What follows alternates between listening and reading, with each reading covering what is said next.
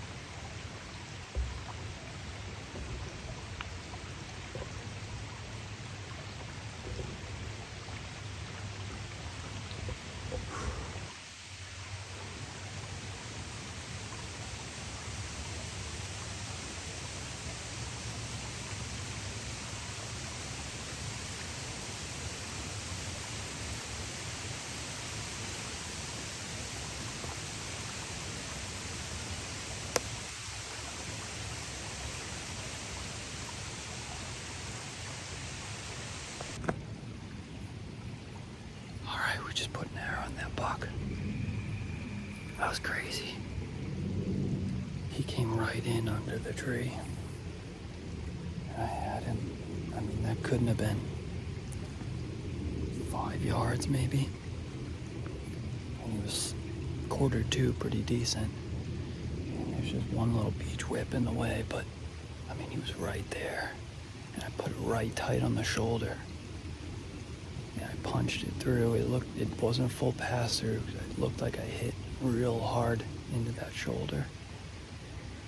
But he took off right through here and he ran right up into the cut, and then I saw him stop or slow down. He's right up in the cut. I mean, it was right up in all the good stuff in the front, so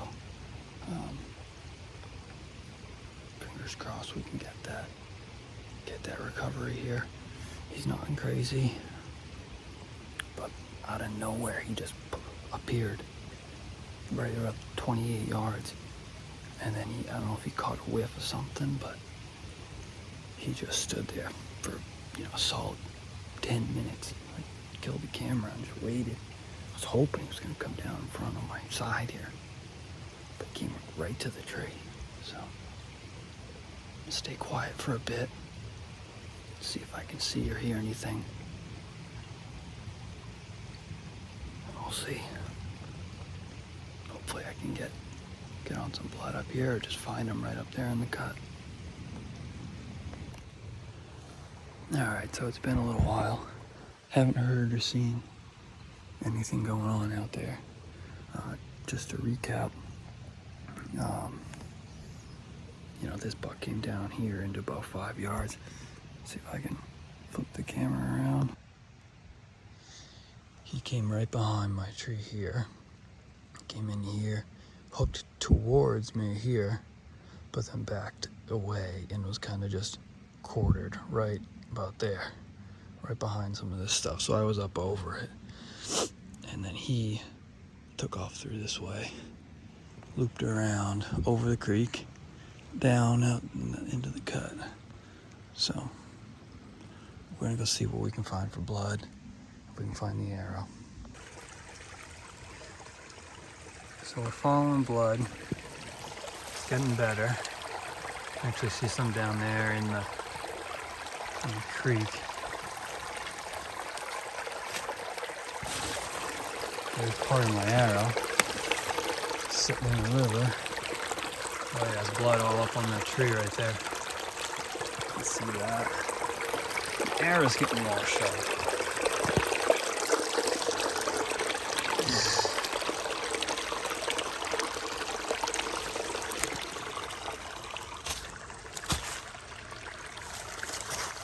So we got tracks here, blood heading this way.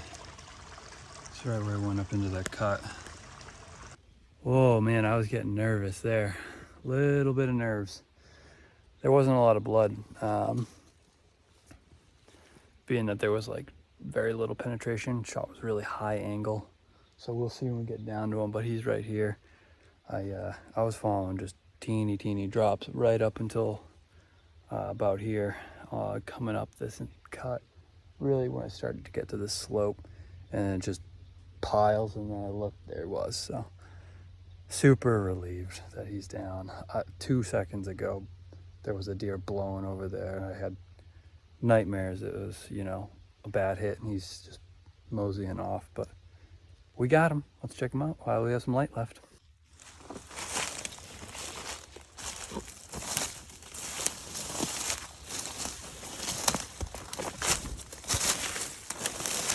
There we go. He's not so little. Yep, that's that shot right in the scap.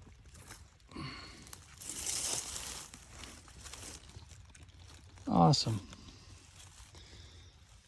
Awesome. Super pumped. Thank God I found him.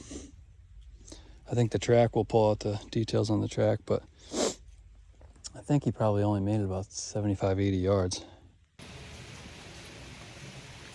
All right, guys, so just processed that deer. Felt like bringing this to you, a little bit of information on the shot. As you could see, he was like really quartered to me based on the way he walked in, and he was only 7 yards. I measured it out. So steep shot angle and quartered to a little bit, and really close. So my angle was pretty tight, and I put it right tight on his shoulder. So I just wanted to show you some of the damage the setup did. For reference, I'm shooting about 530 grain arrow. It's a Black Eagle Renegade with a Valkyrie Blood Eagle broadhead on there. Drop pictures of the broadhead. Completely immaculate condition, not a chip, not a mark on it. And this is what it did to the shoulder blade. So you can see here, this is the onside shoulder blade, and it went right through the T, the thickest part of the scapula where this ridge rides up. It impacted right on the top here, completely blew it apart, this section out, this, and that all just shattered. This is easy to get through. Many people talk about having trouble getting through that T of the scapula there, so I came down in through here, right through that thick part, and it did a number on it. And so you'll see with the pictures of the broadhead that it didn't have any real problems handling that. So thought that was interesting, wanted to bring that to you. All right, back in day after, grabbing my saddle platform and sticks from up in the tree. Just wanted to do a little recap. This is where he was standing, right here. And I was right there. And that's about 7 yards maybe. So I was just up above, this beech and the hemlock branches, and just had that angle. His angle was like this, quartered to slightly. Yeah, just super pumped it worked out. Got them all processed today. Just had to kind of rush through it. Didn't have time to do kind of any interview or anything like that. It's just a little bit warm, so I got them all cut up today and just back in here to grab this. So yeah, if you haven't subscribed yet, subscribe. Hopefully we'll be able to get on a couple more deer this fall. Hit that like button, it really helps out. So all right, take care guys.